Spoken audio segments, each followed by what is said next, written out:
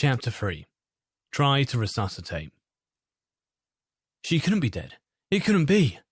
John pushed Linda's blood-soaked hair out of her face and pressed his ear against her mouth. There was no sign of breathing. He placed her head gently on the bathroom floor, pressed his hands tightly together and pumped away at her chest. 1, 2, 3, 4, 5. He pressed his lips against her mouth and blew with all his might. 1, 2, 3, 4, 5. John repeated this over and over again, more times than he could count. By the time he finally collapsed against the bathroom wall, he was covered head to toe in Linda's blood. As he peered into the shards of broken glass, he could barely recognize himself behind the red face paint. John fumbled for his phone, his grip slipping from the immense volume of blood that covered his hands. By the time he finally managed to dial those 3 all-important numbers, he was nothing more than a shivering wreck. The wait for the ambulance seemed to tick by like an eternity, despite the fact that the flashing blue lights arrived within 5 minutes. The paramedics had to tear John away from Linda's side, but spent little time tending to her wounds. It was abundantly clear that she was beyond saving, and they pronounced her dead at the scene. The next 30 minutes were nothing more than a blur to John. It was as if he'd exchanged the same conversation with an endless number of people, paramedics, police officers, crime scene investigators. Before long, he was ushered into his bedroom to find a change of clothes. The next thing he knew, he was in the back of an unmarked police car, being taken to the station for questioning.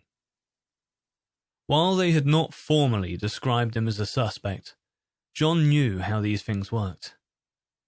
He'd been on the other side of the desk often enough to know that more often than not, the husband of a dead wife was the prime suspect in a murder case.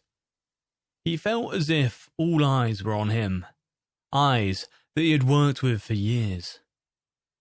John was left in a dank room for informal questioning. Although it took them a while to find a suitable interviewer, they were keen to avoid any conflicts of interest, which was difficult given the fact that John had worked with the majority of the people in the station. Therefore, they drafted in a top investigator from a nearby city, a woman with no ties to either John or Linda. "Can you take me through what happened, please, John? Take your time," she said in a calm and soothing voice. He knew what she was doing, getting him on side. He'd done it 1,000 times. Only on this occasion, he knew that he was innocent. He didn't want to answer her questions. He didn't want to waste time. Every second he was in here was another second that the killer was getting away. Yet the more he pointed this out, the more suspicious he became.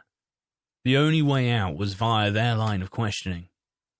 He recalled the evening as he remembered it, claiming that countless people could place him at the hearing and saw him walk home. He revealed that he waited downstairs for an hour before heading up and finding the body. "Did you hear anyone come in?" "No." "Did you notice the smashed bathroom window on your way in?" "No." "Was everything okay between you and Linda?" That last question hit John like a train. Who had they been talking to? Where was this coming from?